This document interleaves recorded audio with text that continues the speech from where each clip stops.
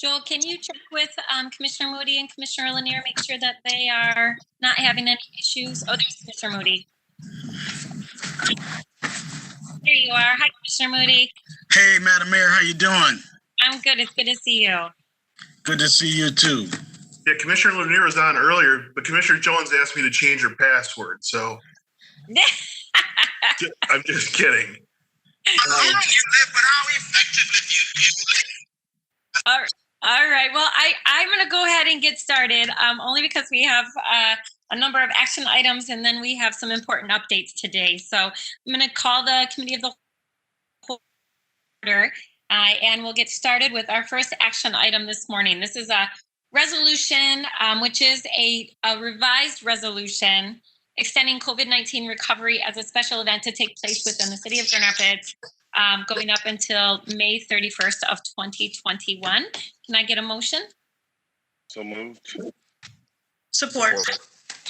It moved and supported. So Mr. Canfield is here to tell us about this, but commissioners, as you read in the packet, this is really a technical update to align with recent changes at the state. So Mr. Canfield, do you want to add some context to this? Yes, thank you, and good morning. As the mayor noted, this resolution is nearly identical to one that you adopted 2 meetings ago on September 29. That resolution reauthorized and extended the COVID recovery special event through May 31st of 2021. And the purpose of that was to enable us to continue social zones during that time frame. This revised resolution cites the recent gathering prohibition and face covering order issued by the director of the Michigan Department of Health and Human Services as one of its legal bases, rather than the governor's recently invalidated executive order. So we thought it important to clarify that we continue to have the legal authority to do what we've done in spite of the invalidation of those orders. Great, thank you. Commissioners, any questions about that? All right, I'll turn to our city clerk to call the question. Commissioner Jones. Commissioner O'Connor. Yes. Moody. Yes. Commissioner Isasi. Yes. Commissioner Repart. Yes. Mayor Bliss. Yes, it carries. All right, commissioners, similar to that one, our second resolution is related to a revised resolution allowing outdoor recreation wood fires on property zoned Special District Institutional Campus, or SDIC, or Special District Planned Redevelopment District that contain a residential dormitory associated with an educational use subject to certain limitations during this COVID-19 period. Can I get a motion? So moved. Support. All right, moved and supported. Mr. Canfield is with us again to tell us about this. Any additional information we should have? Just to confirm that we are proposing this for the same reason as mentioned in connection with the previous item, and would be relying on the same source of legal authority, the recent order issued by the director of the Michigan Department of Health and Human Services. So same rationale, slightly different purpose to make it clear that we do have the legal authority to do what we're doing. Great, thank you. And I was just told that Commissioner Lanier is having technical issues, so we'll try to get that resolved while we continue on. So commissioners, any questions for Mr. Canfield? Oh, I think she's popping on. Okay, great. I see her name there. All right. There she is. Hi, Commissioner. Commissioner, I'm really sorry. I didn't do it. That's okay.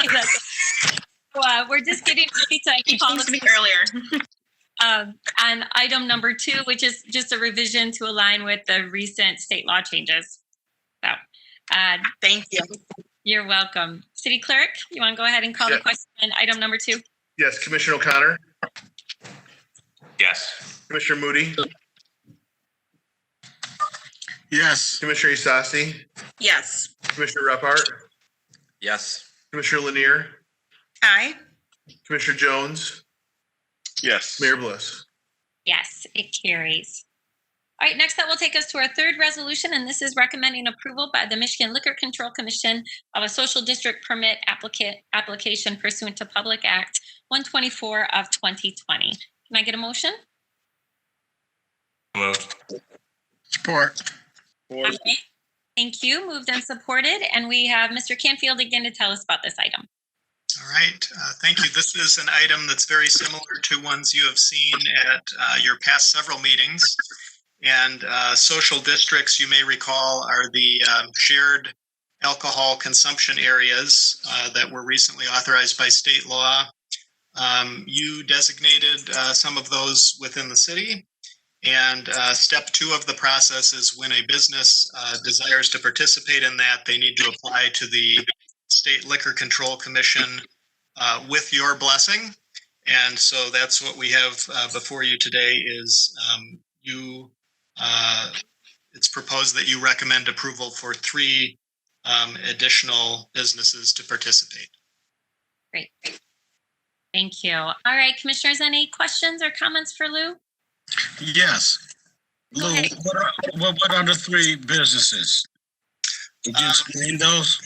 Yes, so the first one is the Bob on the corner of Fulton and Monroe.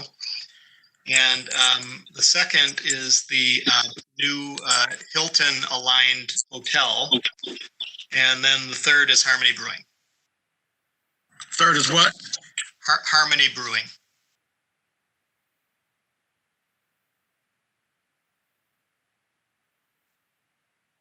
All right. Thank you, sir. Appreciate that. You're welcome. Thanks, Lou. Any other questions? All right, I'll turn to the city clerk to call for the vote. Commissioner Moody, Yes. Commissioner Eustachy, Yes. Commissioner Repart, Yes. Commissioner Lanier, Aye. Commissioner Jones, Yes. Commissioner O'Connor, Yes. Mayor Bliss. Yes, it carries.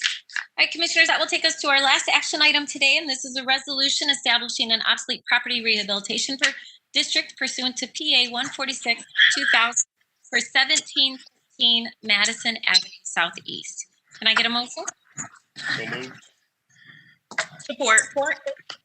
All right, moved and supported, and I believe we have Mr. Gracia with us today, although I know we're all familiar with this. We had a public hearing related to this item at our last meeting.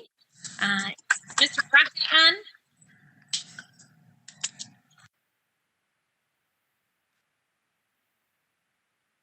All right, I don't see him, so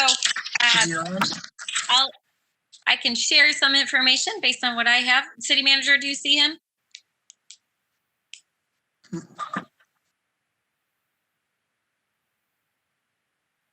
All right, well, this, as you all remember from our public hearing, this is related to an obsolete property rehabilitation district for the property at 1713 Madison Avenue Southeast. The current owner is developing plans to renovate this building for commercial use on the first floor and residential use on the second floor. The building is, as I said, 2 stories with about 2,200 square feet. It was originally constructed in 1920 and most recently was used as a retail space on the ground floor with 2 residential apartments up top. So the property suffered a fire and has been in a state of pretty serious disrepair for about 10 years. So any questions or comments on this item? All right, it'll be nice to see this property redeveloped. So I'll turn to our city to call for the vote. Commissioner Eustachy, Yes. Commissioner Repart,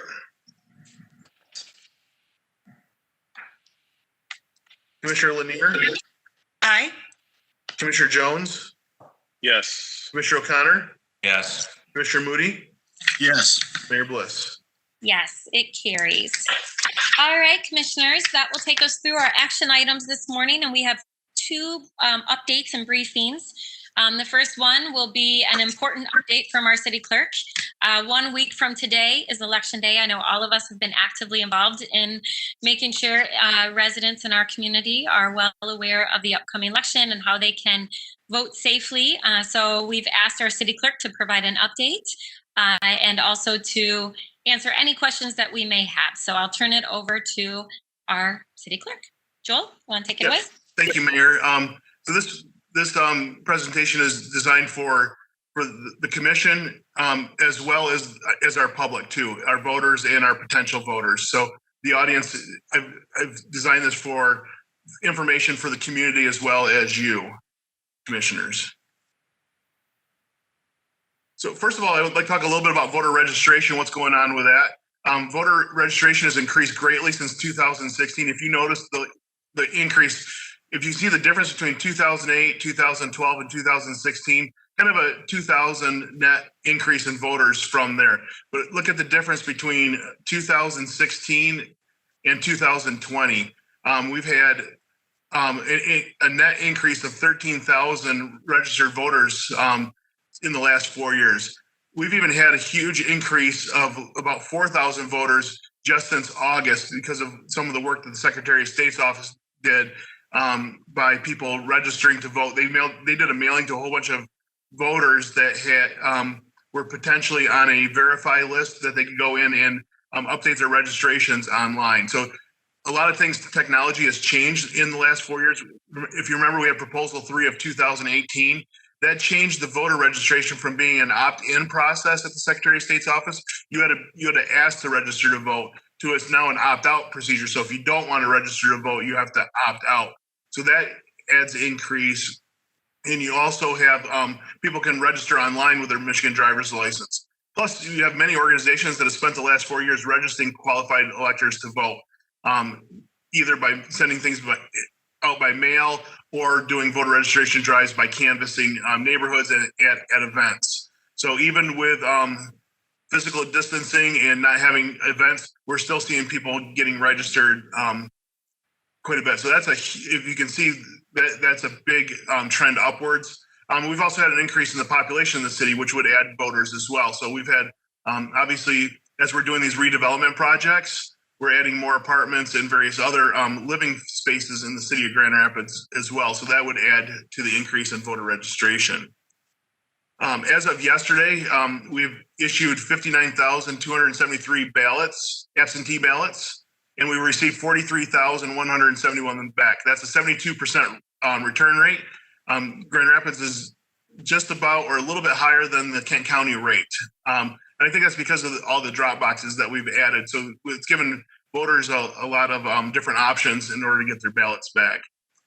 As I said before, Senate Bill 57 was signed into law allow for pre-processing the day before the election. We have over 80 AV counting board workers assigned to pre-processing and the absent voter counting board.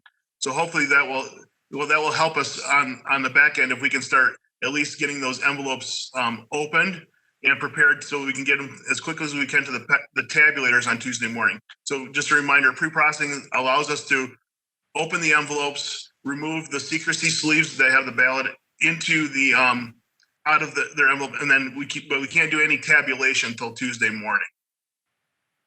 We've had positive absentee/registration events held at Dwelling Place, souls to the polls at New Hope Missionary Baptist Church, and at City Hall this last weekend. The clerk's office is open 5 to 7 every Tuesday and Thursday for the month of October. And that's at both locations, City Hall and Election Central. And the clerk's office is open this Saturday, October 31, from 7 a.m. to 3 p.m. at both locations as well.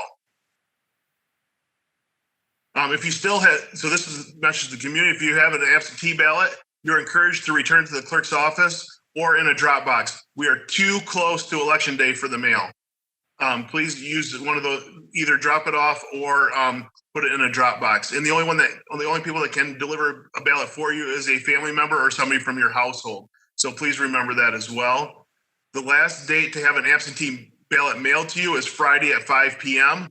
That will be a tight mail frame if you're requesting it that way. You may receive a ballot in person on Saturday and Monday.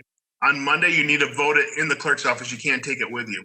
The cutoff for receiving absentee voting is Monday, November 2 at 4 p.m. So those are very important dates. Once again, the last time for us to mail it is Friday. On Saturday and Monday, you can receive them in person at the clerk's office. And on Monday, you have to vote in the clerk's office. You can't take it with you. And when we say the clerk's office, the office that the space in City Hall or 201 Market that the clerk's office is utilizing. The last time to return your ballot is at 8 p.m. on election night. That includes the mail. It is not by postmark. There was a court case out there where a judge allowed for an extension that was overturned by the Court of Appeal. So the last time to return your ballot is 8 p.m. on election night. That includes the mail, not a postmark. Make sure to sign your envelope. With the new design of the envelopes, we have had very few unsigned ballots or mismatched signatures. With all those ballots we received back, and if the ballot is not signed, we contact the voter immediately. We've been collecting information from voters on their absentee, so we can get a hold of voter so they can remedy their signatures. Moving on to election day. So in precinct voting, intimidation and harassment will not be tolerated in the precincts. Election workers will handle the situation first, and then a response from the city if not resolved. Once again, intimidation and harassment will not be tolerated. That's also been stated by the Kent County prosecutor, Kent County clerk, the Secretary of State Attorney General. Intimidation and harassment will not be tolerated, and we will take care of it if we have to, or we will take care of it if that is happening. Voters may not wear campaign buttons, masks, hats, shirts, etc. They will need to remove them or cover them. So anything that deals with a proposal on the ballot or a candidate on the ballot or a political party on the ballot, they cannot wear those things. So we'll ask them to, we'll have extra masks there if someone's wearing a campaign mask to replace that. Voters may wear items that simply say simply vote or other political themes that does not promote a party or a candidate proposal on the ballot. So a difference would be vote today, vote for all lives, vote for Black lives, vote for anything that's political speech, but it's not campaign speech. So Black Lives Matter or American flag with like a blue line or a red line through it, that's political speech. That's not campaign speech. So those things are okay, but Make America Great Again, I'm with Joe, those kind of things you can't wear into the precinct, or a Republican elephant or a Democratic donkey wear. So I just want to make sure voters know what they can and cannot wear into the precinct. The polls are open from 7 a.m. to 8 p.m. Anyone still in line at 8 p.m. may still vote. So the polls, we won't close anything till that last voter goes through the line. But make a plan for the day. I highly recommend hands on your steering wheel, 10 o'clock in the morning, 2 o'clock in the afternoon. Those are kind of lighter times. If you're able to vote at those times, help your fellow voters out by going to times if you can go at a less busy time. But once again, if you're in line at 8 o'clock, you may still vote. We have assigned 7 to 10 election workers in each precinct. We're giving them each $100 hazard pay for working in the precincts. We are so appreciative of all the election workers or potential election workers that have stepped up and said, I want to help. We keep getting 5 to 10 applications a day. We're adding those people to a standby list. We're building quite a standby list because, you know, a lot of things can happen in the next week for workers that are assigned. So we're asking anybody who filled out an application, we may not have contacted you because we're just inundated with all those applications. So thank you for everybody who stepped up. Precinct workers will wear badges that will identify them as workers. So voters will know who is the precinct chairperson and who are election workers. With this amount of workers, we'll have greeters working the line to make sure that voters are in the right place and to observe what is happening outside at the precinct. A lot of elections, we only have, maybe 3, 4, 5 election workers. So we're not outside looking at what's going on. We'll have people that can work the line, go outside to make sure it's safe out there to report back anything that they're seeing outside at the precinct. Poll challengers, just a reminder, poll challengers and poll watchers are not new positions in the state of Michigan or the city of Grand Rapids. They've been at elections for a long time. They've just been kind of highlighted lately. Poll watchers are appointed and credentialed by political parties and registered interest groups. They will also be given a badge to differentiate them from workers. Challengers may be behind the workers and observe the process and make challenges. Challenges must be made with a reason. They have to have reason in order to make a challenge. They can't just make a challenge based on a voter's look or appearance or speech. And they have to be made to a precinct chair or a worker, not to a voter. Just to reiterate, they can watch the process. They can't touch anything. and they can't they can't hold up the process. A challenge must be made with a reason and made to a precinct chair worker, not to a voter. Challengers may not be disruptive and may be asked to leave. So we will not tolerate anybody that's going to be holding up our process in making unbiased challenges. And I've talked to different groups that will be assigning challengers just that we're all on the same page. Poll watchers are a little bit different. They're allowed in a public area. They do not have to have credentials, and there isn't a limit to the number. They may not be disruptive and do not make challenges. They may be asked to leave if disruptive. So under the health department, they talk about how many people can occupy a building, who can wear masks. They have exceptions for voting. So we will try to keep the area, people spaced out.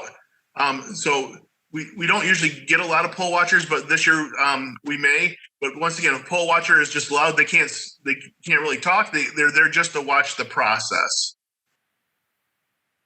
So for speaking of PPE and what's under the health department, personal protective equipment is provided for every worker. We include masks, gloves, face shields. We'll have disinfectant. We'll be wiping things down. Everyone in the precinct must wear a mask. So our election workers, challengers, poll watchers, if the media is coming in to observe in the public area, they all have to wear masks. We are highly recommending that all voters wear masks. And we saw in August that most voters did wear masks, but there are some people who cannot tolerate a mask, and we can't preclude them from voting. So we'll have masks there provided for voters who don't wear one.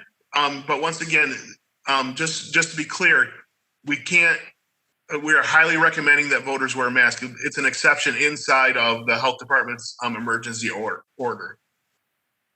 Voters have to show photo ID if it's in their possession. If they do not have a photo ID with them, they fill out an affidavit on the backside of their application, and it's also signed by an election worker. I've covered this heavily in training with chair people and with election workers, to the point of having big, bold print on one of my slides. The voter does not have to have photo ID in order to vote. Only if they have it in their possession, they have to show it. We're asking, they don't have to go back out to their car to get it. They don't have to go back home to get it. They just simply fill out an application. That is not provisional. That is not any special ballot. They vote like everybody else. To make sure we're clear on that. A work group, including the clerk's office, executive office, emergency management, public safety, attorney's office, and 311, and other departments have been meeting weekly to discuss and plan for polling place safety and post-election concerns. So we take this very seriously, the protection and the safety of the precincts, and also what's going on at City Hall and at the AB County Board. We will be able to rapid response if we need clerk's office staff, attorney staff, and then if we also need public safety in the event of an issue. So we've been working on that. Thank you to emergency management for leading this process. Transitioning now to the 0 to 14-day registration. With the change in proposal 3 of 2018, voters may register, or qualified electors may register up to and including election day. So the last time someone could register to vote, except for coming to the clerk's office, was on October 19th. So if they mailed in a registration, it was postmarked by October 19, we've been adding them onto the list. After that date, if they just need to change their address, they have to come to the clerk's office. So a qualified elector may register up until, and if they are still in line at 8 o'clock, they can still register, and they have to have a proof of residency. And a proof of residency is very simply, the best proof of residency would be obviously a photo ID with their correct address. But if they don't have that, they can show a check stub, something that a bill, something that has their ID, and it doesn't, or not their ID, their proof of residency, and it doesn't have to be on paper. It could be on their phone. So it's just a proof of residency to prove that they live at the residence that they're claiming. They can't do that at the precinct. So they have to go to the clerk's office at City Hall or Election Central, not at the precinct. if they get a ballot, they can vote absentee at either place, or they get a receipt and they can go to their precinct and vote, and they'll be added to the list. Monday through Friday of this week, the clerk's office is utilizing the Calder level and the commission chambers for voter registration and or absentee voting. We had 417 voters come through our check-in and go up to the 9th floor and vote absentee or register to vote. On Saturday, the 31st, Monday, the 2nd, and Tuesday, the 3rd, we'll be utilizing the Monroe level parking area, the Calder level, and the commission chambers for same-day registration or absentee ballots, except for Tuesday. Tuesday would be only in-person registration. We'll also have a flow at 201 Market where voters can go there. They'll go up to the 2nd floor at 201 Market. They'll go in through the fitness room on the 2nd floor. This will be for Monday and Tuesday. Then they will come through the special events office to our office, and we'll have booths set up in the E3 building at there. We've recruited a lot so on Monday, November 2 and Election Day, we've added to our team several city employees and former city employees to assist, either to help us register people, to allow our staff to be on phones, obviously, on Election Day. So I am so grateful to the city manager and the whole city of Grand Rapids staff and departments that have given up staff to work the day before the election and Election Day. This is a citywide. This is not a clerk effort. This is a citywide effort to make this work. And a lot of offices, a lot of departments have weighed in on giving us advice on how to make this work. We've notified the county of our plans as well, because we'll be utilizing that Monroe level during working days on Monday and Tuesday. So we've added a lot of people we also have floaters to help people get people where they need to be. Our floaters will have red vests, so it'll identify them. Who's a floater and help get people to where they need to be. A voter who registers on Election Day may choose to go to the precinct or vote an absentee ballot at the clerk's office, which is at City Hall or 201 Market, Election Central. Election communications. The clerk's office contracted with Well Designed to develop messages and visuals to provide information to voters and have a cohesive GR Votes branding. And I hope you've seen those on Facebook and other places around the city. I've conducted several interviews with local and national television, radio, and newspapers. The clerk staff participated in a couple in-depth stories on the absentee voting process. One of the stations actually kind of tracked a voter who put their ballot in the drop box, and we kind of followed that ballot all the way back through City Hall, all to our safe storage.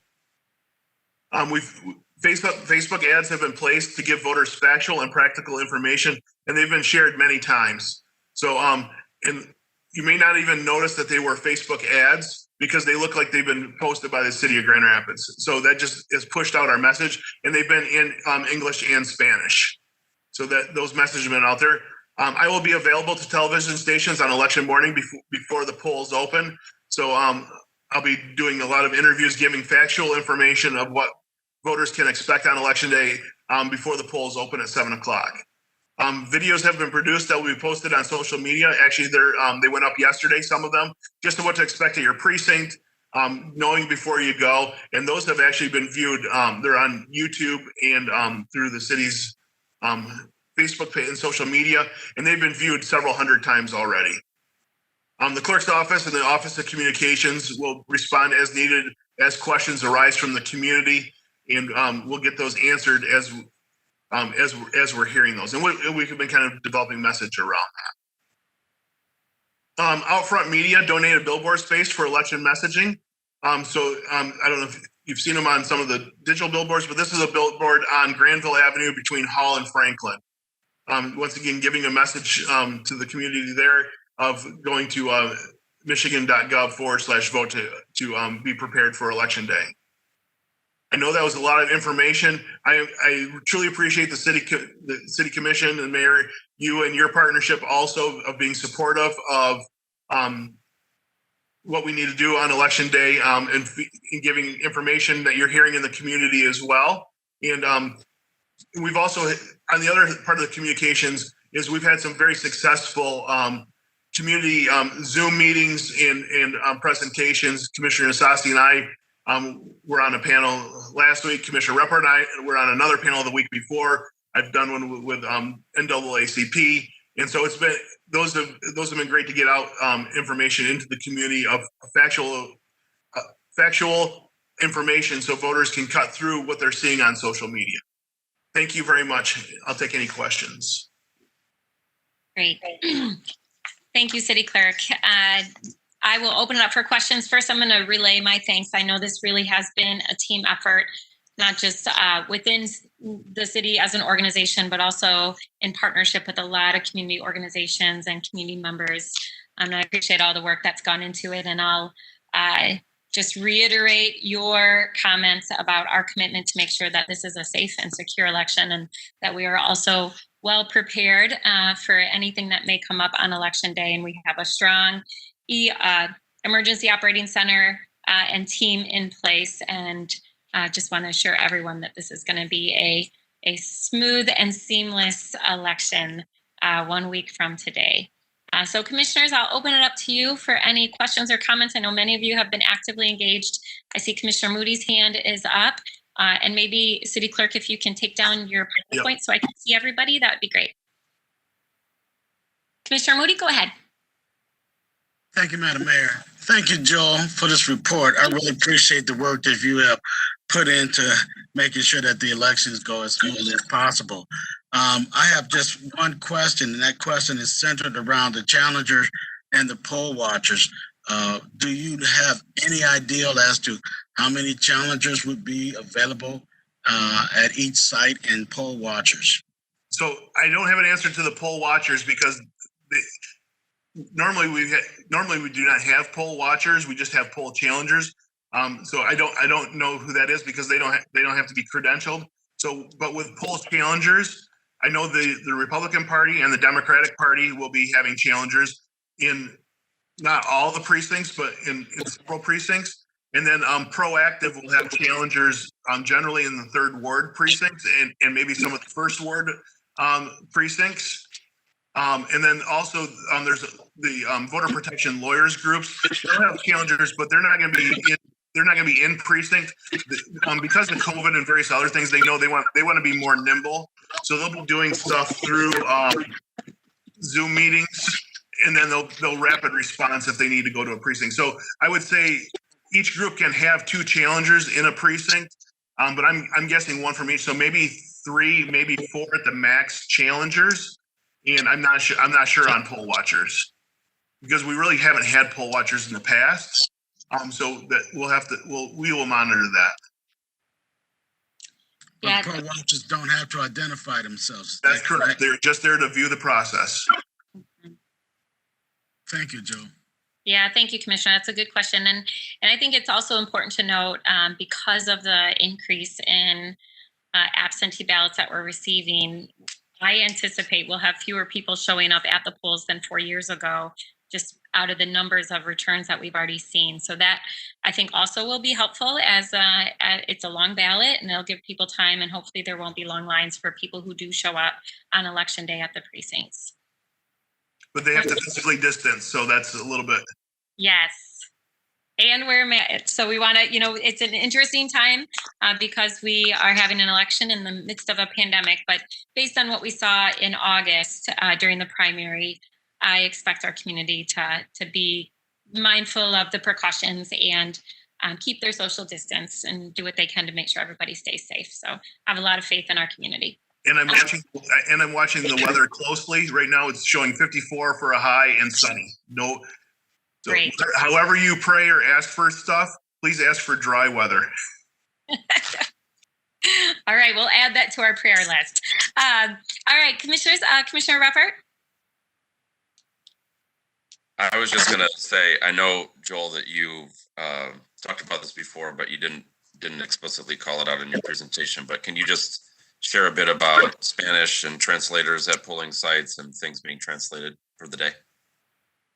Yes, thank you, Commissioner. So we had the all 4 proposals translated into Spanish, and we'll have those posters to be posted at all the precincts. We've also made extra copies of those that can be handed out in the 7 precincts that have the highest amount of Spanish-speaking voters. We've worked on as we've been assigning election workers, if they have bilingual skills, we've been assigning them to 7 precincts that we identify as having the highest amount of Spanish speaker. And then I reached out to Ms. Dow and then with Commissioner Asasi as well to have some volunteers to help with interpreting in those precincts as well. And I asked for that assistance last week. So that's kind of where we're at with that. Great, thanks. All right, other questions or comments, commissioners? Commissioner Asasi? And then Commissioner Lanier. Thank you, Mayor. So thanks for the presentation, Joel, and for the work of the clerk's office and everyone else that's been tied to this. We had a good session last week. Thank you to Mr. Jordan Eatman for pulling that session together. I think we left with some comments where people made statements like, I learned something new, I didn't know that.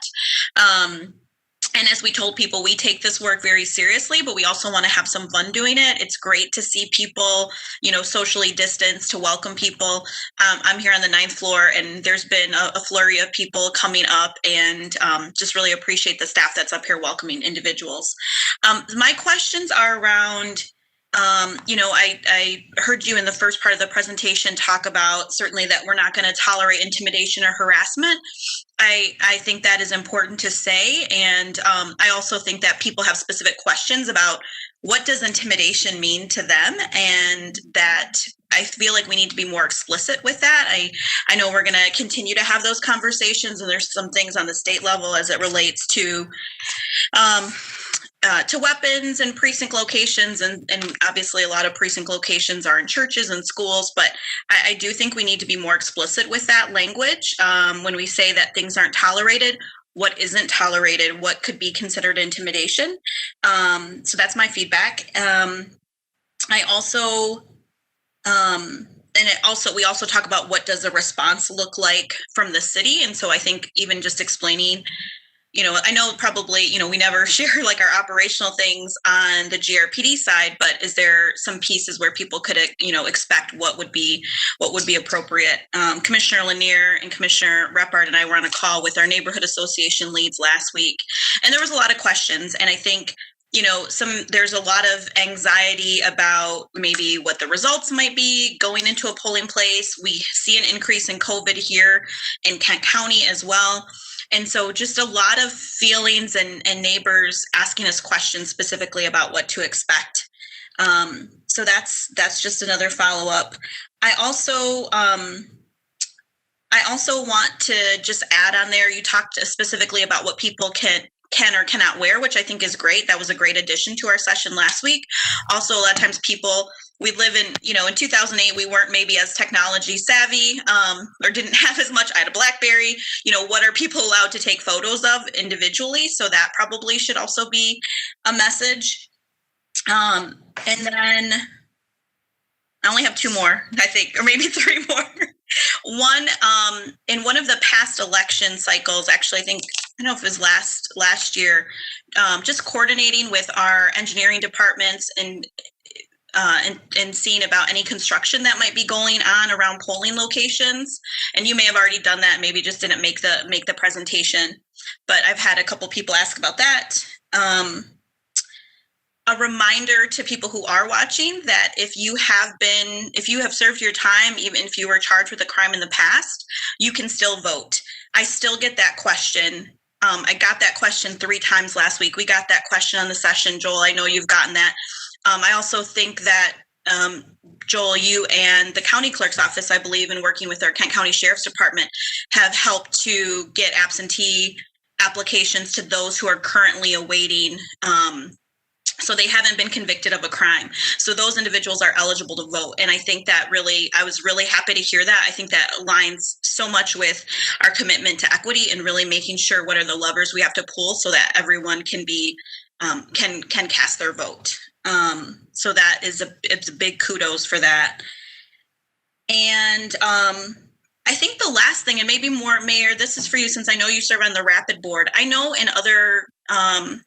in in other communities, I've seen some things about like free rides or things like that on election day. And I don't know if the Rapid has discussed that at all, but I was also asked that question as we've been prepping for this election. So some of those might need responses, some of those might not, Joel. But again, thank you for all the work. I look forward to, I voted in person. I brought somebody to vote in person. I dropped off my ballot, but I brought my aunt in. She had a lot of apprehension, and the city staff were just so helpful. It's very clear that there's a strong commitment to making sure that our election is not only secure, is safe, and we get our neighbors to vote. Thank you. So let me just, on the harassment intimidation thing, this is how I've been talking about it in my training classes. What I consider harassment or intimidation would be different than what you, with Commissioner Sassi, with your feeling of intimidation or harassment too. So if a voter says they're feeling intimidated or harassment, then we have to address it because that's what they feel. It's hard to describe it because I've asked workers like that, if I'm standing against the wall watching what's happening, am I harassing or intimidating you? And the answer may be yes. So we need to make sure, but we have to make sure that we're not interrupting someone's rights to be there to watch a process too. On the weapons, I've been struggling with it because we've had direction from the Secretary of State's office, the Attorney General and State Police, but different directions from the Kent County Prosecutor and County Sheriff's offices and other police departments around the state. So, I mean, we'll have further discussions. The Secretary of State and the Attorney General were sued today. They're having oral arguments. As soon as we have a clear direction, we will share that on what it is with open carry. But if we do fall back to Supreme Court case from 2018 that says if a church or school is a gun-free zone, you cannot open carry in there. So we will fall back to that. But we'll have further discussions on that. For construction, yes, I'm on top of construction. You can ask Tim Berkman, because every time I see a barricade goes up somewhere, I've been asking him, how long is those barricades going to be up? And especially with drop boxes too.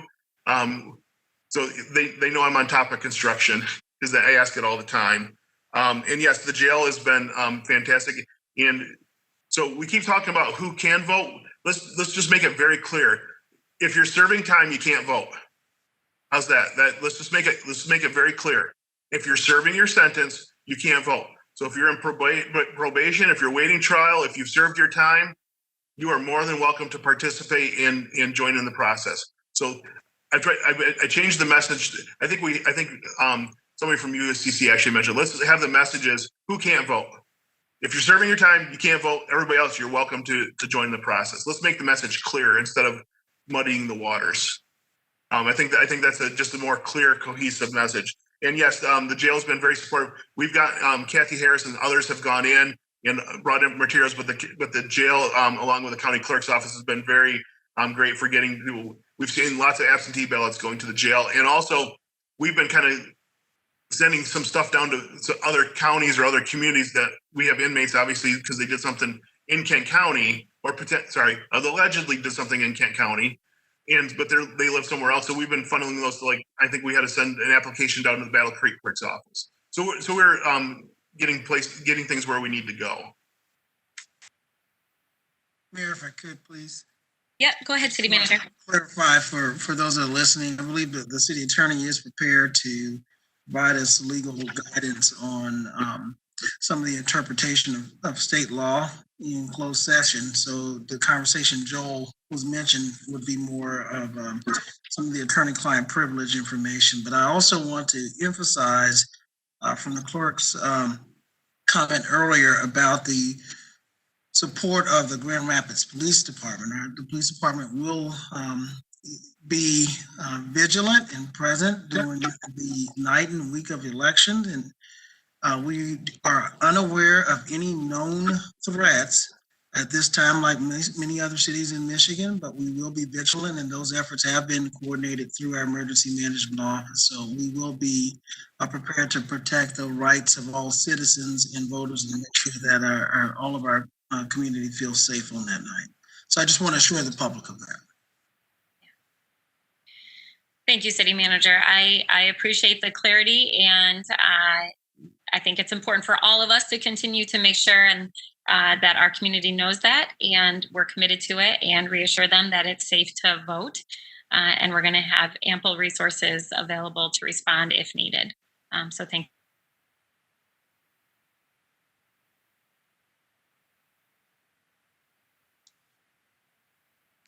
Sorry, you froze for a minute there, Mayor. A minute. Commissioner Lanier, did you have a question? Yeah, I did. Thank you so much, Joel, for the thorough presentation. It was really, it touched on all facets of voting, and I appreciate the time that it must have taken to put what you've been saying, you know, across all of the forums and in those meetings into a document like that. So thank you. I actually want to touch on some of the points that my colleagues have already touched on, but just ask a different question regarding the translation. I'm curious to know, I know you were talking about with the proposals having those translated and posted as people are entering into the buildings. Is it possible to have a laminated version of those posted inside of each booth? So then that'll be another location for voters to have the information right at their fingertips, if you can do something like that. Poll watchers, I kind of have the same question as Commissioner Moody regarding the poll watchers, and how do we, I think with the challengers, even in your presentation, it was clear of what to expect from them. With poll watchers, it seems to be a little less clear. And I'm just curious to know, how are you, maybe you can talk about how you're training your election workers to handle poll watchers. And I think in this environment where social distancing is critical, do you have a gallery where you place poll watchers so that that's kind of the location? Is that allowed?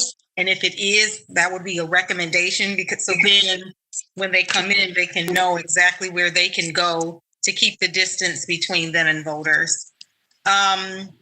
The intimidation, I think you spoke on that in response to Commissioner Isasi. And I know that there are groups who have been reaching out to different polling locations to find out their gun-free policies in churches and in schools. So I don't know if you've done that as the clerk, but that probably would be something to do, or I can connect you with the group who's already been doing the work, and maybe they'd be willing as a partner to share the work that they've already done, so that you'll know which locations already have policies on the book, so that you can kind of have your list and know where open carry is allowed or not in the event that whatever rules are passed about that. Right. But thanks again for all of your work. I know you've been working very hard 7 days a week, and it's appreciated. Good, thank you. I'll leave gun stuff so we can talk about later. But for poll watchers, we do designate in the layouts of the precincts a public area of where it is, so we can put it in an area where voting isn't happening. So the issue is we pen off some of our polling locations aren't very big as well. So we can social distance, we can physically distance where that is, but then it's going to be up to anybody who wants to poll watch how close they want to be with people that are there inside that same little area. So we'll try to keep the poll watchers away from voters, but we have to. The one thing we want to remember is that how you vote is private. That you vote is a public process. So you had Commissioner Isasi asked about photos. Once again, taking pictures so the media can take photos from the public area. So a challenger can't take pictures of people. That would be an intimidation or a factor like that. But they can record in like a tablet who's voting, because some of the challengers are there twofold to they're also working on their turn out the vote lists. So they're allowed to take notes. That's always been the case. Because remember, you vote is public, how you vote is private. And so in the old days, challengers would be there with a list and they would cross off people's names as they vote, and then it would go to a phone bank to get turn out the vote. Well, now in this technology, they may have a tablet. I think I said a Palm Pilot when the class to age myself. But anyway, they could have a tablet where they're marking off names, and they'll probably go to it would go to a robocall. So they're allowed to take notes. So we've explained that to workers as well. And City Clerk, this is, I think, another thing I've been relaying to folks who've talked to me. If anyone has any concerns about voting on Election Day, there's ample opportunity to come right down here to City Hall and to vote here at City Hall between now and Election Day. So that's another option for folks. Or as City Clerk indicated, request an absentee, fill it out, and put it in one of the drop boxes. So let me clarify one thing. So the Secretary of State keeps talking about early voting. You can vote early. Michigan does not have early voting like they have in Texas and Georgia and Virginia. Voters are very upset because they've been hearing the messages from the media and from other folks that say vote early. When they come here and then find out they're going to vote an absentee ballot, they are not pleased because the ballot's not going through a tabulator. They can't check it. So we've had voters who have left because then they'll go to the precinct because they want to put it in a tabulator. So let's have our message clear when you're talking about people coming to vote. They're coming to vote in an absentee ballot that goes in an envelope that is counted on Election Day. I probably should have had that bullet in there, but I keep explaining that all the time. Yes, I think that's clear to all of us, but thank you for clarifying that. Yes, you're casting your absentee ballot that will be voted on Election Day. So that's a good reminder. But that is an option, and I think that's important for people to know. Yeah. All right, Commissioners, any other questions or comments for our City Clerk? All right, I'm going to close. So I want to make sure, so challengers are able to record video? No, not record video. I thought that's what I heard you say. Sorry, okay. No, record like jot down notes, record on a tablet, not video recording, sorry. Okay, when you said record on a tablet, I was thinking utilizing the tablet to record. Got it. Taking notes. Taking notes. Okay. Yeah. Thank you for clarifying. Write down or take notes. All right. Any other final comments? And then Commissioner Isasi? Thanks. So just another reminder too, November 1st, we go back, we go backwards. I always forget what the daylight saving. So it will be darker out in the evenings on Election Day. So going back to that idea of making a plan, like you said, 10 and 2 are good times. And like you said, we have to remember that the lines may look longer because of social distancing, but they might not necessarily be longer. And so will we have volunteers, like you mentioned, some of the greeters, will they then go outside if the line does have to end up going out there? Yeah, so yes, that's a great question. So that's why we have the greeters, so that we have some eyes out there that can relay information back inside of what's happening outside. Yes. Great. Thank you, City Clerk. So, all right. So Mayor, if I can make a quick comment. Sure, City Attorney. Just for clarity, and for intimidation, we'll be evaluating those on a case-by-case basis. And so we have a team in place that will be on call anytime there's a complaint about intimidation, that will dispatch someone from legal there. And what we're looking for are those things that would deter someone from voting or dissuade them or influence them to vote a way differently than they were planning. So it's not just saying that I'm intimidated, but it has to be another step there that it actually affects how they're going to vote. And so that's what we'll be looking for, just to make that clear. Thank you, City Attorney. And I should also remind folks, as similar to years past, I know you and the City Attorney's Office is actively involved and available all day on Election Day to address issues that come up. And so know that this is a team approach, and we'll have ample staff from our law department available to help with anything that comes up at any of the precincts. All right. I think with that, then we'll go ahead and move on. Again, thank you, City Clerk, for all of your work. Let's go on to our next briefing and update, and that is a renewable energy update by Miss Allison Sutter. All right. Good morning, Mayor, Commissioners, City Manager, and staff. I'm going to go ahead and bring up the presentation now. And while I'm doing that, I just want to say that I know that sometimes energy information can be a little technical, so I'm going to do my best to keep this pretty high level and out of the weeds, but give you the information that you may want and need to make some decisions and understand where we are. About a year ago, I did a presentation on all energy. Today's presentation is really focused on renewable energy and the work that we've been doing in this space with respect to our goal. And so for purposes of today, just high level, a few things, cover kind of current state, really talk about on-site solar. That's a big question. Show some modeling about how we could meet our goal, share some information about costs, and then wrap up with some staff recommendations. And so with respect to the current state, of course, very tied to our strategic plan, and just a reminder that assessing the feasibility and cost of achieving 100% renewable energy for our municipal operations is housed within the health and environment section of our strategic plan. It aligns very closely with our values of sustainability, collaboration, and equity.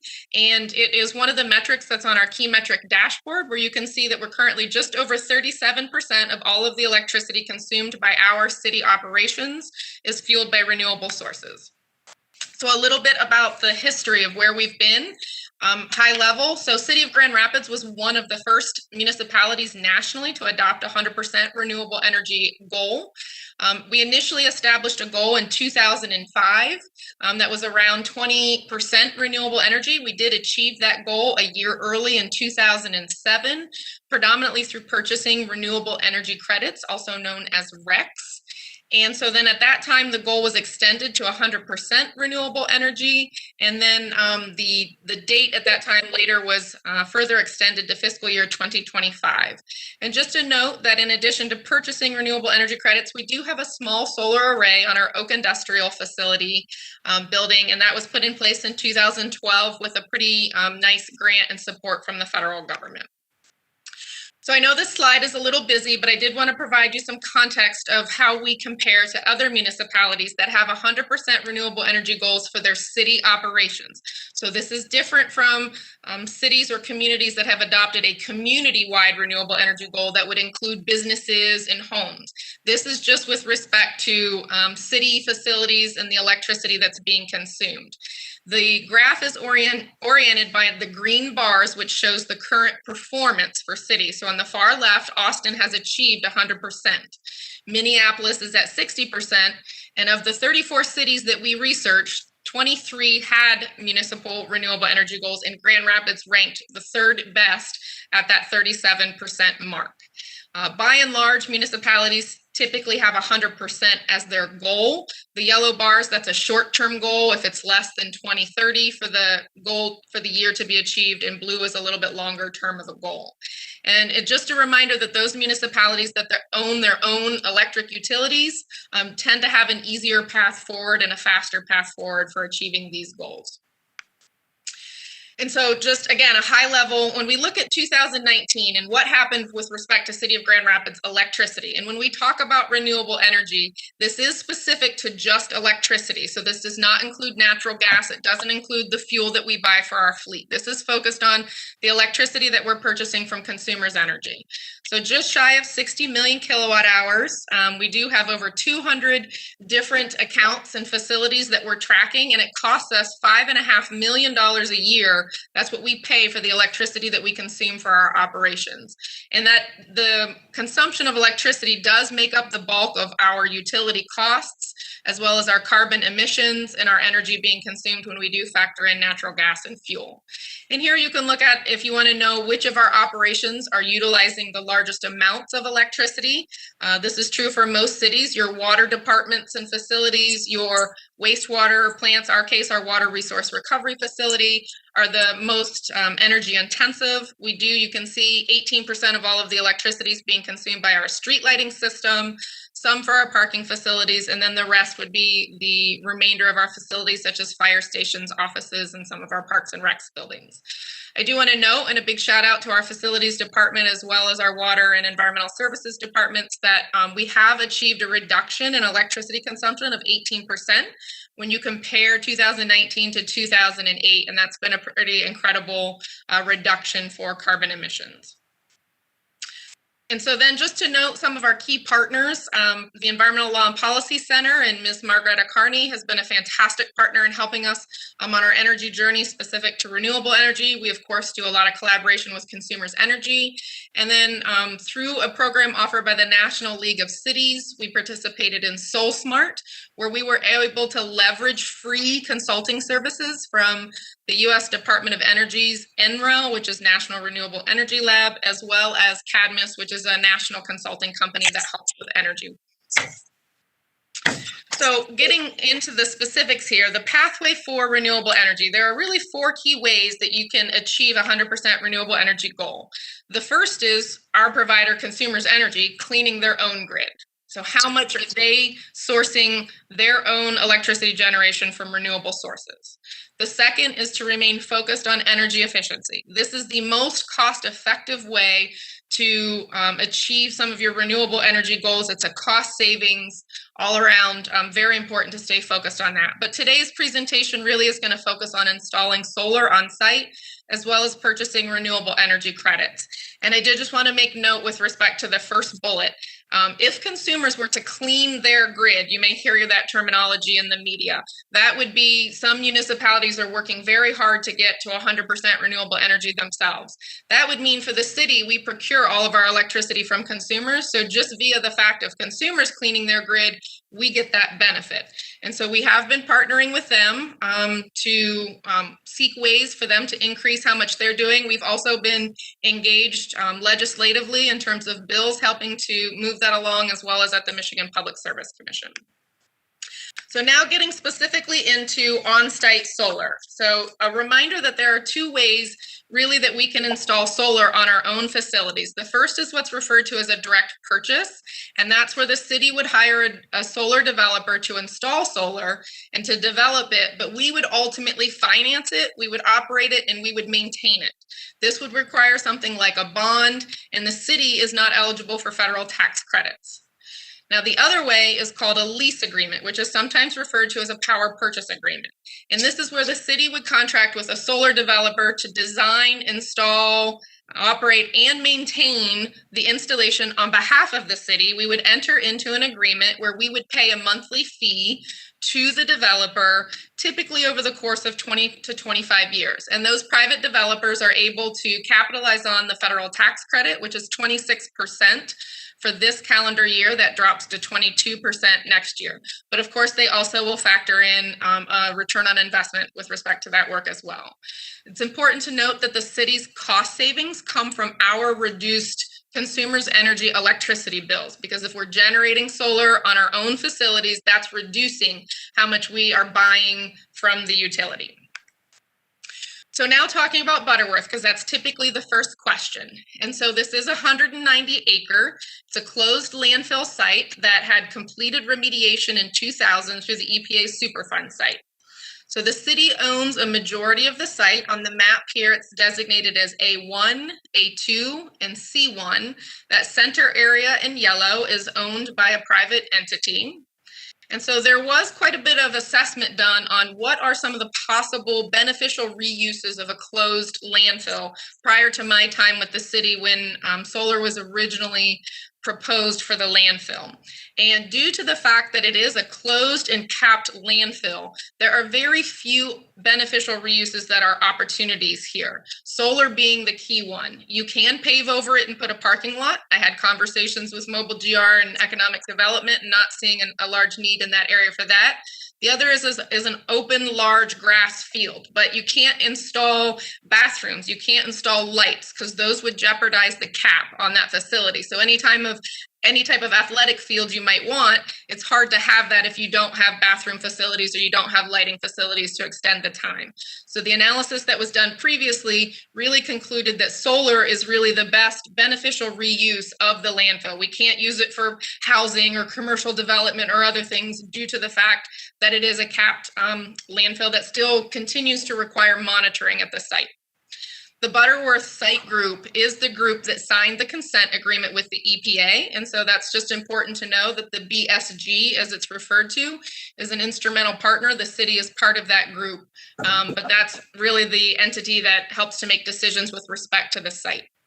So lastly, in 2015, many of you may be very aware, the city did issue a request for proposal for a 2 to 4 megawatt solar array that would be located in A2, which is the bottom southwest corner. And the intention was to go over or under the river to supply the water resource recovery facility. Unfortunately, the company went bankrupt and that project fell through in 2016. So where does that leave us now? There's an option called a behind the meter option, and that means we install solar and we are using it for our own purposes. And so through this option, we could supply the city with electricity and support our 100% renewable energy goal.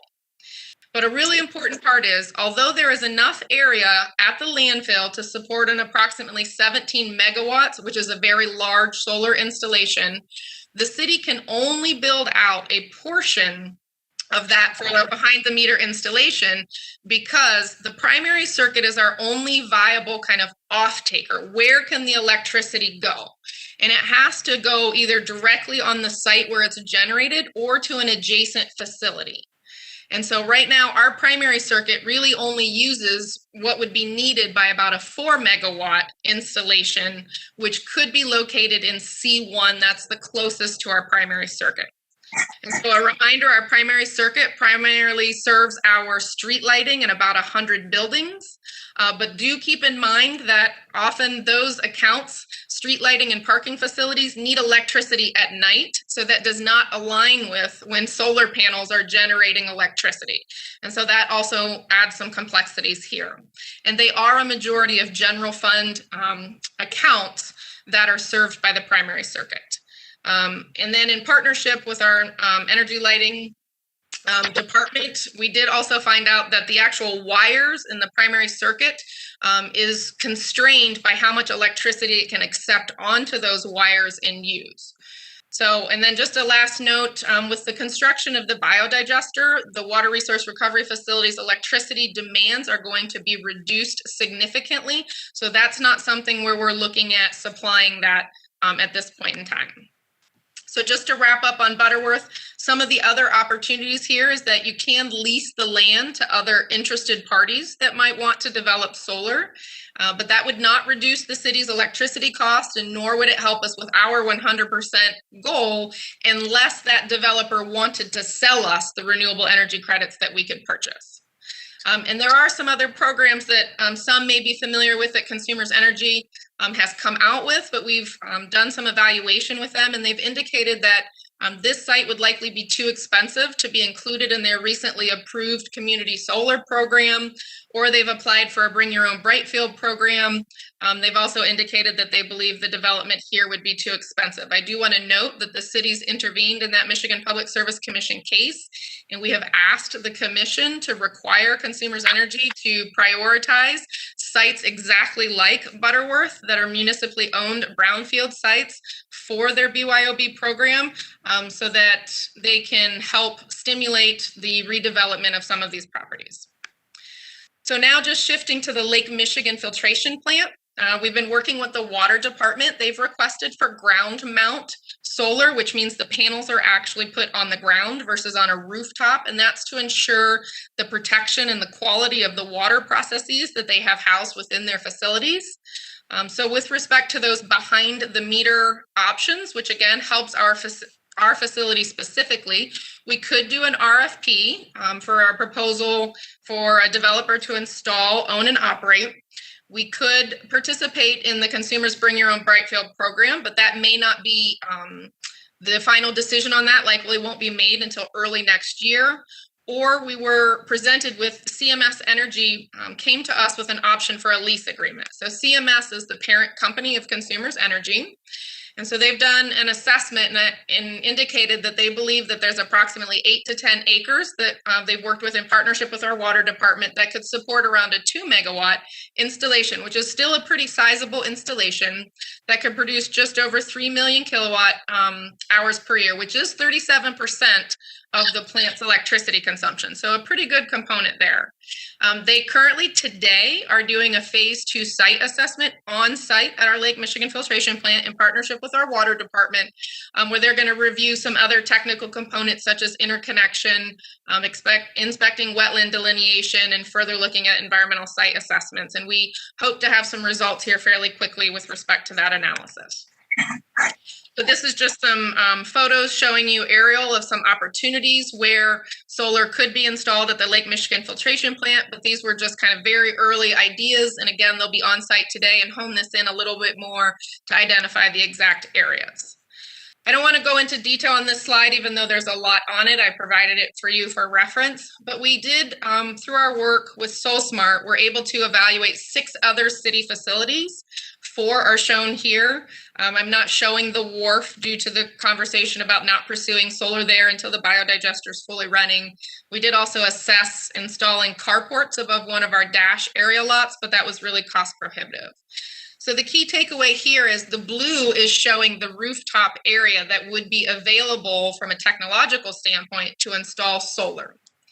We ran through an assessment to understand, and based under Consumers Energy net metering programs, you aren't able to install a system greater than 150 kilowatts. And so that really means we'd have just about a half a megawatt of solar area that we have between our Market Avenue retention basin, Fire Street, Bridge Street Fire Station, City Hall, and the police station. And you can see some of the numbers here, but the key takeaway is, even if we did all of this solar, it would account for less than 1% against our renewable energy goal. So now just a quick overview of modeling and then to talk about the costs. So here I'm going to orient you with this graph because there are a couple that go with it. So this is currently looking at where would we be in 2025, the year of our goal. So on the left is we have estimated our baseline energy consumption and what we need. The next bar is known changes, where we've worked to understand increases in water and our water resource recovery facility uses that would drive some change. So energy efficiency, this is showing how we believe and have estimated we will reduce what we need to offset by implementing energy efficiency. And here the bulk is really about 30% of that efficiency comes from street lighting, and just over 50% will come from the biodigester. This would be our small solar array that we currently have for renewable energy. And then due to Consumers Energy's own programs, we are getting a certain amount of renewable supply through their own purchases. And then this is the purchase of renewable energy credits. And in orange, that would show you what we would have to offset. So if we did nothing else and didn't even purchase renewable energy credits, we would be at 37% in 2025.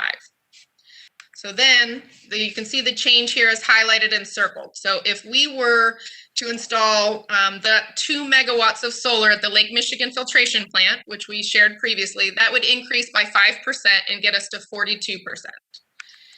Now, when we modeled Butterworth, a couple of different options. Again, I'm going to try to stay at the high level. Scenario 1 was kind of a smaller solar array, about 2 megawatts, that would meet the demand of our primary circuit. The second scenario was about double that size, a little over 4 megawatts, and we'd be able to supply more to our primary circuit and sell just a little back to consumers.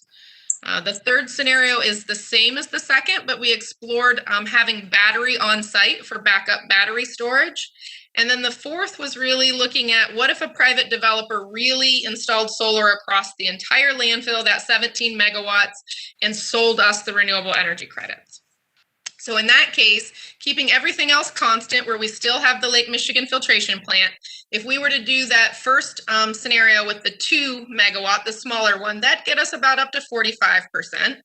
If we did the second scenario, which was a little bit more, the 4 megawatt, that get us up to almost 50% of our renewable energy goal.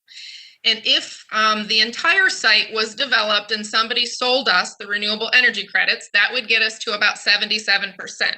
I do want to note that I feel that like it could be unlikely or uncertain whether somebody would really want to develop and just sell us the renewable energy credits. So that's just kind of an unknown with respect to those modeling results. So now getting into the cost. These are the 4 scenarios that I just discussed for Butterworth. And so these are the sizes that we talked about, the small one, the one that was about the second size with battery, and then developing the entire site. And so over here, the key takeaway is kind of this range of costs. Now, this is important to know that these are costs for the current net present value for what over a 25-year period would be. That's the expected lifespan of solar panels. And so the cheapest here was the first option of that smaller array, anywhere from $500,000 to 5.7 million. And then you can see, again, this is across 25 years. You can see, though, once we get to a little bit larger at the 4 megawatts, between 1.3 million and about 12, the battery really does at this point in time make it cost prohibitive. So that's not something that I'm recommending that we pursue. And there's kind of a range for if a private developer came in and wanted to sell us the renewable energy credits, what that cost might look like.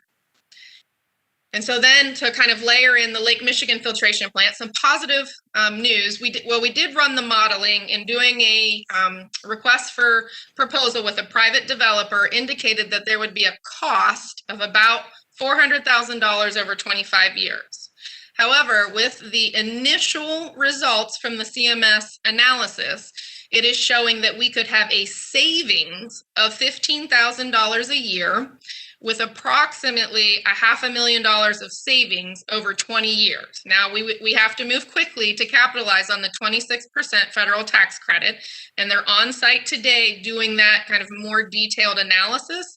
So, fingers crossed, hopefully if it comes back, this is really the one scenario that we have where it is truly showing a cost savings, not a cost, over the lifetime of the project. And so I just want to note that if CMS does come back after this analysis and said we've identified some obstacles that no longer make this a viable project, the city's not on the hook for anything.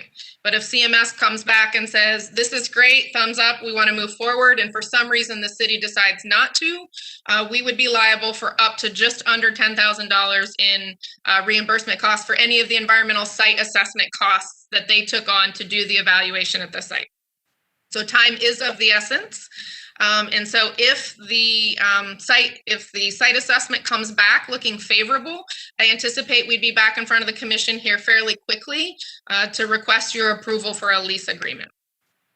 And so then just wrapping up on those other facilities with respect to some solar, the big story here is we could put in some really small solar at a couple of our facilities. The Market Avenue Retention Basin even shows a little bit of a savings over those 25 years, or there could be a small cost associated with it. So even installing something at City Hall or the Bridge Street Fire Station over 25 years could cost, somewhere around the order of $3,000 to $9,000. So we could look at potentially making those installations. Again, just a reminder though, they do only account for about 1% of all of our consumption.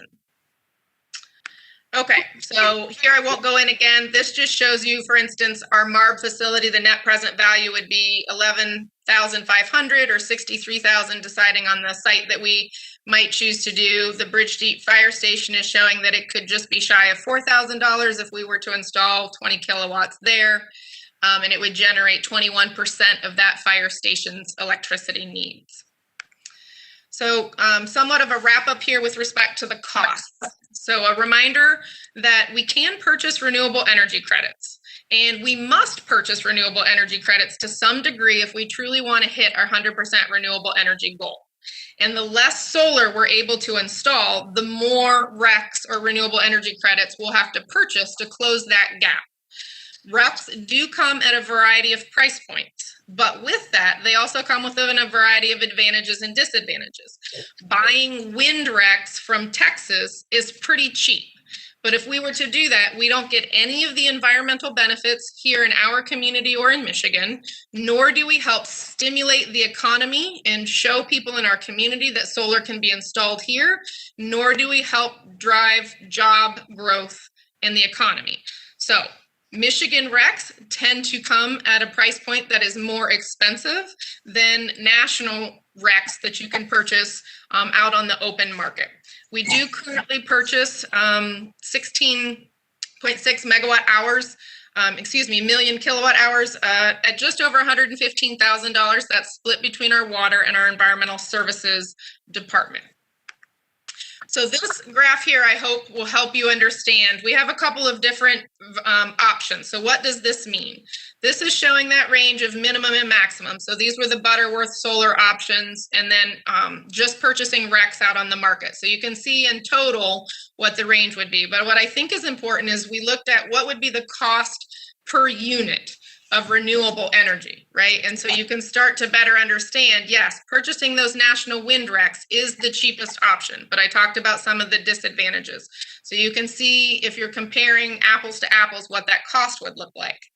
This then breaks down and shows you your estimated average annual cost and what that could look like. But what you have to keep in mind is the last two options get us a large amount of renewable energy, right? So it would account for, if we did that fourth option and completely built out Butterworth and they sold us the RECs, that would help us 33% more on our 100% renewable energy goal. And if we were just to go out on the market, that's to close the gap, we would completely close the gap and fill that 63%, whereas the small array for Butterworth, that first one, would only get us 4%. So where does that lead us with respect to recommendations?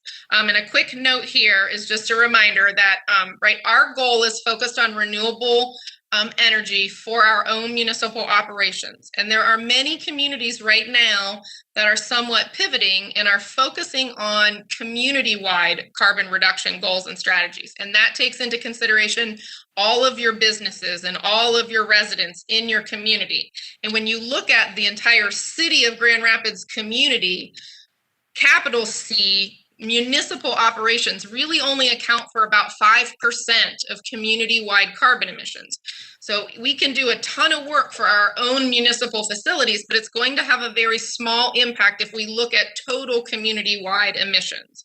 And so I just posed to you today for a question to think about. We've been having these conversations in the Energy Advisory Committee, as well as our C4 and others, but really thinking about, with our limited resources that we have here in the city, is it better to be focused on achieving 100% renewable energy goal for our municipal operations, or investing into programs that could help bring down carbon at the community level? And as an example, that could be investing in low-income housing to help with energy efficiency and weatherization, right? And to me, that helps kind of when you think about the triple bottom line. That helps with affordability, that helps with health, and it also helps reduce carbon emissions.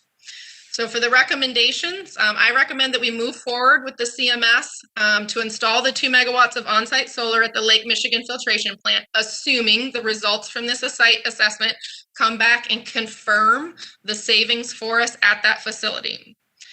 We will continue to work to attract partners for development at the Butterworth landfill, but I do think, we'd want to think about reserving space to consider a 4 megawatt installation to support our primary circuit. I'll tell you that, right before COVID, I was gearing up and thought we were really going to make this strong pitch for building out at Butterworth. But, we had to realize that those accounts are general fund accounts, and just had to recognize and have the conversation with our Energy Advisory Committee that with budget reductions and the current priorities that we have right now with respect to COVID, economic stimulus, and community police relations, that this was not going to be a top priority in the very short-term future, but wanting to reserve the option for doing that at a future time. I think it would be good to get some feedback from you, whether you find any value in pursuing some of those other really small solar installations at City Hall, and at Marbre, the fire station, that come at a pretty low cost over 25 years, whether that's something that you think would be important to do this fiscal year or to hold off on. And then continuing to evaluate shifting that focus from our 100% renewable energy municipal goal to a community-wide carbon goal. I think lastly, I won't spend time here. I just wanted to highlight, we've had some nice recent awards. So the West Michigan Sustainable Business Forum awarded the city of Grand Rapids their Triple Bottom Line Leadership Award. And that was a nice event to receive that on behalf of the city. There's also a local United Nations chapter out of Lansing that across the entire state identified the city of Grand Rapids to be the recipient for the Sustainable Development Goal number 11, which is Sustainable Cities and Communities. And we have had 3 buildings that for a 3rd year in a row achieved Energy Star certification. And lastly, this ACEEE, which is a national energy efficiency organization, evaluates cities on their energy efficiency programs. Last year was the first year we were in it. We were ranked 38th, and this year we moved up 5 spots to 33rd, which I think is particularly important when you think about the fact that we're about the 70th largest city in that comparison, but we are ranking 33rd and fall into their top best performers in that area. So with that, I'm going to go ahead and close and say thank you very much and happy to answer any questions you might have. Great. Thanks, Ms. Sutter. I'll just add some thanks. I know that some of us, I know Commissioner Assassi and Commissioner Reppert served with me on the Energy Advisory Committee, and we've been talking about a lot of this data and this information at length over the last several months. So I appreciate you bringing that together. I also really appreciate all of the folks around that table who are experts in this space that come alongside of us as we talk about these issues and priorities. I think your recommendations are ones that we need to think about and think about the future. I'm also optimistic that we're going to see some additional changes at the state level and hopefully next year at the national level that will continue to incent renewable energy. So I will stay hopeful, and maybe we'll be having a different conversation if we know that, credits are extended at the federal level next year, or we have some more support at the state level to move forward some of our renewable energy goals. So thank you for the presentation. Really appreciate it. I'll open it up to my colleagues to see if there are any questions or comments. Commissioner O'Connor? Thank you, Mayor, and thank you, Allison, for the presentation. And obviously lots to digest there, and most of it pretty good on the positive side of things. Just a point of understanding, clarification, I guess, for myself. So I have a giant landfill site that really has one potential reuse option, and that's to put solar panels on it. And I could produce 17 million kilowatt hours of electricity, but because of some statutory stuff at the state level, I can't sell it back to the grid. That is by and large mostly correct. The way the way the solar laws are written is it requires you to supply what you need on site or right next to you. So yes, if that were not the case, right. Governmental monopolies don't want to buy energy from people that can produce it.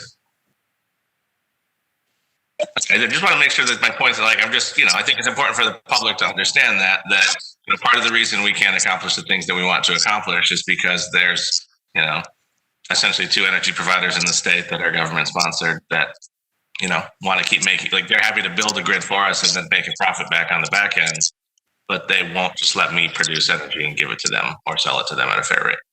Yeah. Okay. I just think it's important for the public to understand that. Yeah. And I Commissioner O'Connor, you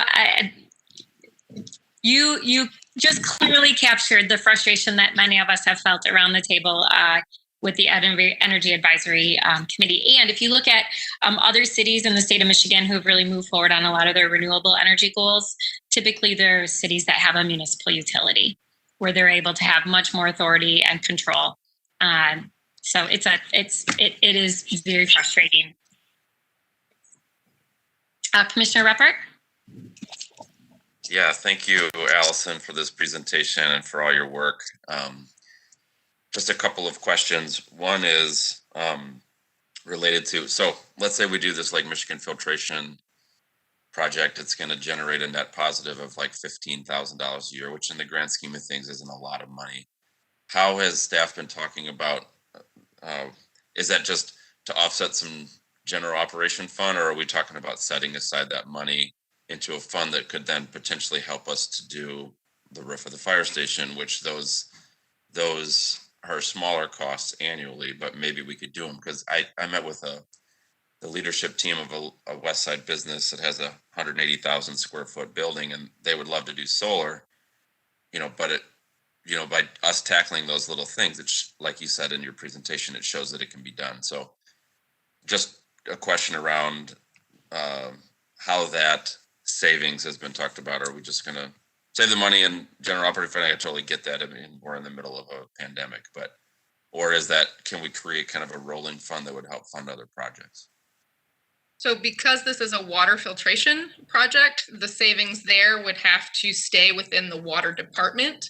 But what you're speaking about oftentimes is referred to as kind of a green revolving fund, and is something I have been exploring and researching in terms of when you have these types of projects that do save and conserve energy, what happens with the savings achieved by not having to purchase that much. So even within the water department, I haven't yet, but I'd love to explore and have some conversations with them. We've talked about investing in some other energy efficiency projects specific to the water department. So I think that's definitely something, that I'll have a conversation with them about and explore. But just to note on your option, to the extent in the future, I do and would love to, and I've been researching kind of green revolving funds and how when we do have cost savings due to some projects, how are we able to capitalize on some of those savings to continue to invest in projects that will have further gains in that area? Yeah, thanks for clarifying that, that it would stay within, because it's an enterprise fund, there's legal parameters on how those dollars can be spent and where they need to stay. So.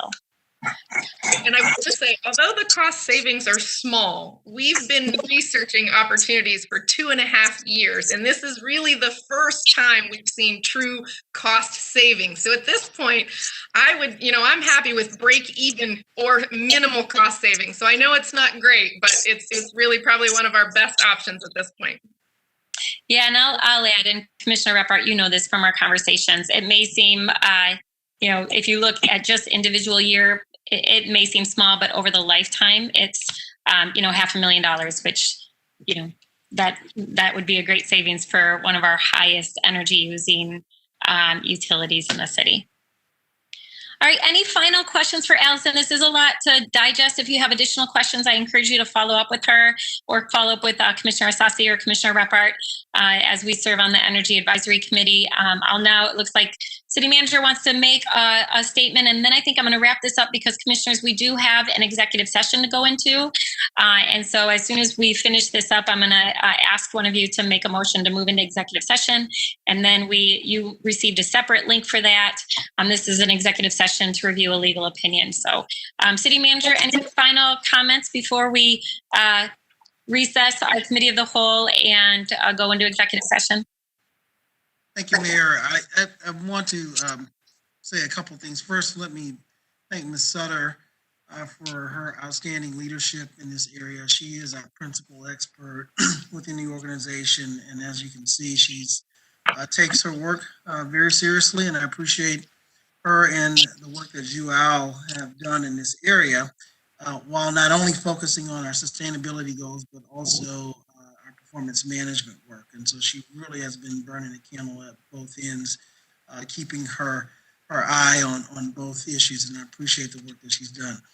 I do want to just a point of, we have some very aggressive sustainability goals that we're having this conversation now, where most cities are unable to even talk about this in light of the other essential services that they're struggling to continue to maintain. I just want to let the commission know that this is not a conversation about prioritization that we're just going to punt down the road, that this will be revisited among some of the other emerging topics. And, I think what Ms. Sutter has said with our fiscal pragmatism, there's only so much that we will be able to do in the short term without making sure that we invest in things that either save money or produce additional revenue. So I just want the commissioners to just be mindful of the conversation today as we'll revisit some of these issues on Friday. Thank you, City Manager. And thank you again, Ms. Sutter, for the presentation and the update and all of your hard work. Okay, so with that, Commissioners, I would like to ask one of you to support a motion to go into executive session to review a legal opinion. Can I get a motion? So moved. Support. All right, and then this requires a voice vote. So I'll go around the table here. Commissioner Lanier? Aye. Commissioner Sassi? Yes. Commissioner O'Connor? Yes. Jones? Yes. Commissioner Moody? Yes. And Commissioner Repart? Yes. All right, and yes for me as well. So again, Commissioners, you received a separate link for this. So I'm going to go ahead and sign off here, and I'll see you, how about in 5 minutes, to give you each a moment to maybe fill up your coffee and take a break. We'll see you in 5 minutes in executive session.